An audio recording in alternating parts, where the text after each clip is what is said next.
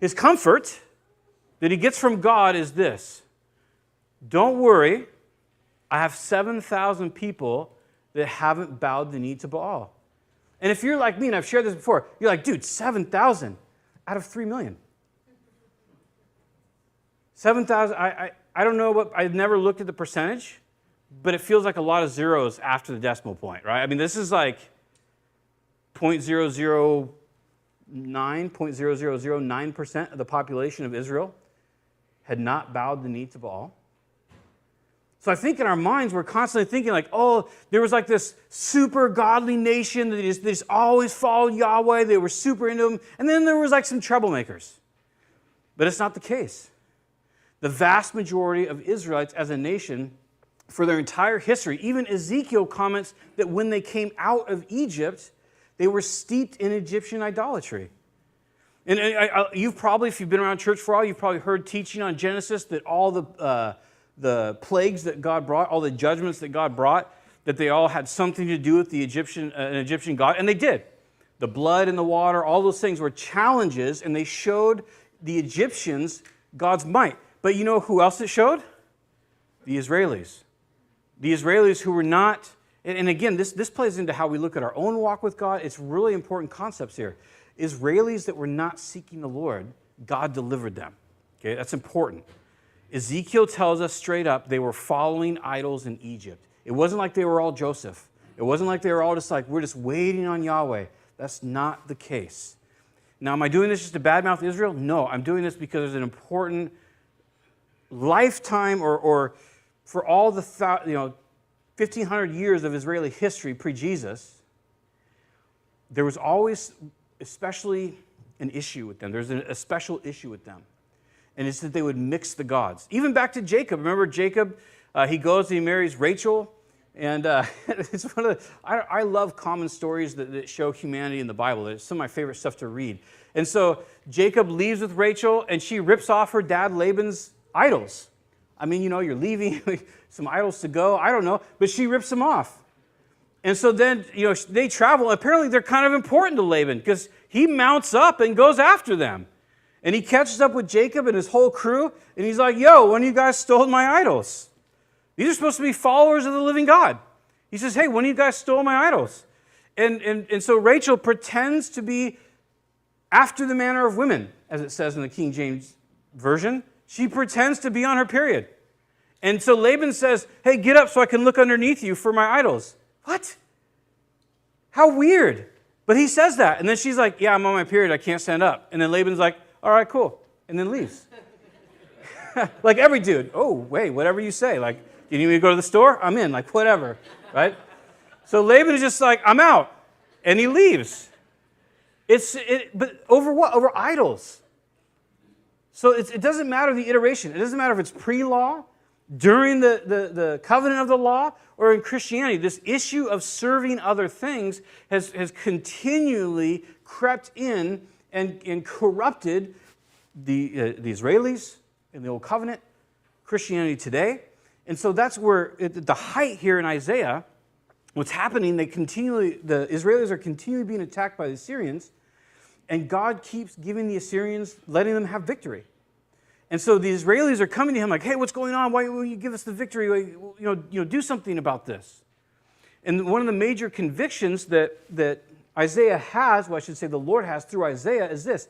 He says, you keep running to the Egyptians for help.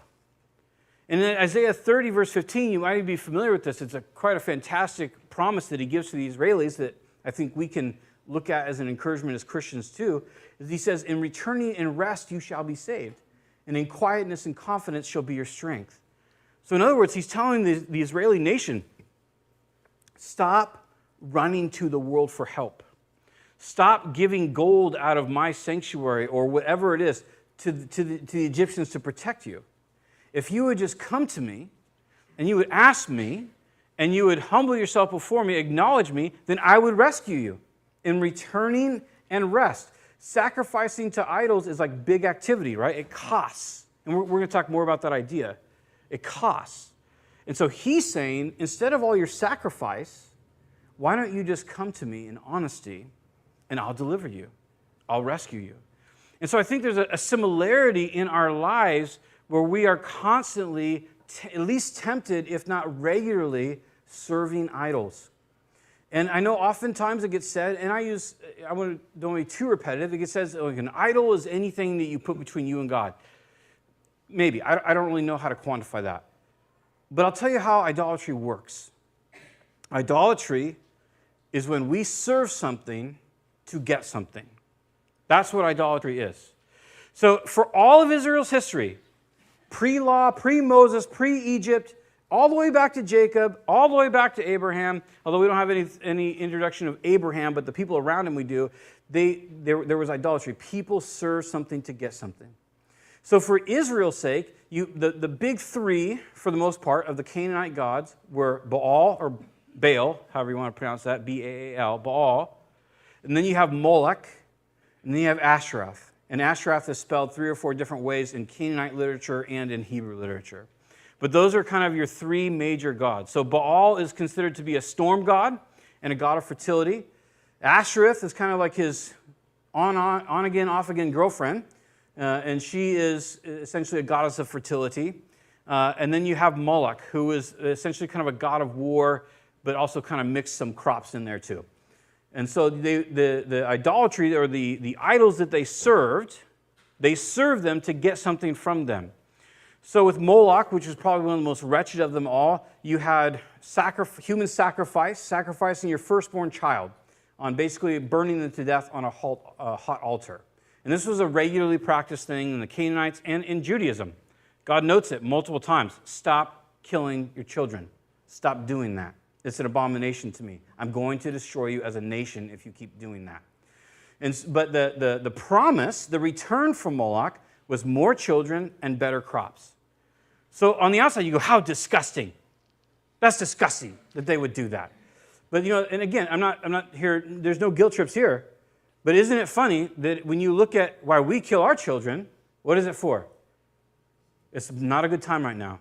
I need a career, right? And it'll mess up my body. Or I just can't do it. Or I shouldn't have to.